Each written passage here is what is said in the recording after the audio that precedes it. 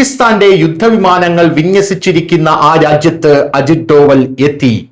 രാജ്യത്ത് അജിത് ഡോവൽ ഉന്നത നേതാക്കളുമായി ചർച്ച നടത്തി എന്ന വാർത്തകളാണ് പുറത്തു വരുന്നത്. സൗദി അറേബ്യയിലാണ് അജിത് ഡോവൽ ഇപ്പോൾ സന്ദർശനം നടത്തിക്കൊണ്ടിരിക്കുന്നത്. ഇന്ത്യയുടെ ദേശീയ സുരക്ഷാ ഉപദേഷ്ടാവ് അജിത് ഡോവൽ സൗദി അറേബ്യയിൽ അപ്രതീക്ഷിതമായിട്ടാണ് സന്ദർശനം നടത്തിയത് എന്നുള്ളതാണ് ഈ വാർത്തയുടെ ഏറ്റവും വലിയ പ്രത്യേകത. അവിടെ അദ്ദേഹം സൗദിയിലെ ഉന്നത നേതൃത്വവുമായി ഉന്നതതല കൂടിക്കാഴ്ചകൾ നടത്തി. റിയാദിലെ ഇന്ത്യൻ എംബസി നൽകിയ വിവരങ്ങൾ അനുസരിച്ച് ഏപ്രിൽ 19 നടന്ന ഈ സന്ദർശന വേളയിൽ അജിത് ഡോവൽ സൗദി ഊർജ്ജമന്ത്രി, വിദേശകാര്യമന്ത്രി, ദേശീയ സുരക്ഷാ ഉപദേഷ്ടാവ് എന്നിവരുമായി കൂടിക്കാഴ്ച നടത്തി. ഈ യോഗങ്ങളിൽ ഉഭയകക്ഷി തന്ത്രവും പരസ്പര താൽപര്യങ്ങളുമായി ബന്ധപ്പെട്ട പ്രാദേശിക വിഷയങ്ങളും ആഴത്തിൽ ചർച്ച ചെയ്തു എന്നാണ് റിപ്പോർട്ടുകൾ ഊന്നി പറയുന്നത്. ഗൾഫിൽ ഇറാനുമായുള്ള സംഘർഷം അതിന്റെ ഉച്ചസ്ഥായിലായിരിക്കുന്ന സമയത്താണ് അജിത് ഡോവലിന്റെ സന്ദർശനം എന്നുള്ളതും എടുത്തു പറയേണ്ട വസ്തുതയാണ്. അടുത്തിടെ US നാവികസേന ഒരു ഇറാനിയൻ കപ്പൽ പിടിച്ചെടുത്തു. ഇത് ഇറാൻ പ്രതികാരം ചെയ്യുമെന്ന് ഭീഷണിപ്പെടുത്തി. മറുവശത്ത് നിലവിലെ വെടിനിർത്തൽ ചൊവ്വാഴ്ച അവസാനിക്കുകയാണ്. ഇത് മേഖലയിൽ പുതിയൊരു യുദ്ധത്തിന്റെ ഭയമുണർത്തുന്നു.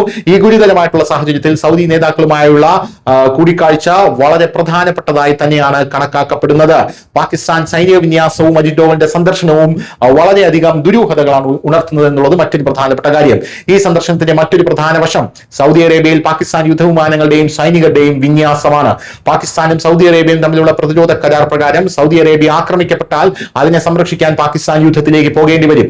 അത്തരമൊരു സാഹചര്യത്തിൽ സൗദി അറേബ്യയിൽ പാകിസ്ഥാന്റെ സൈനിക പ്രവർത്തനങ്ങൾ വർദ്ധിച്ചിരിക്കുമ്പോൾ ഇന്ത്യൻ NSAയുടെ വരവ് ആഗോള രാഷ്ട്രീയത്തിൽ ഒരു വലിയ സൂചന നൽകുന്നു.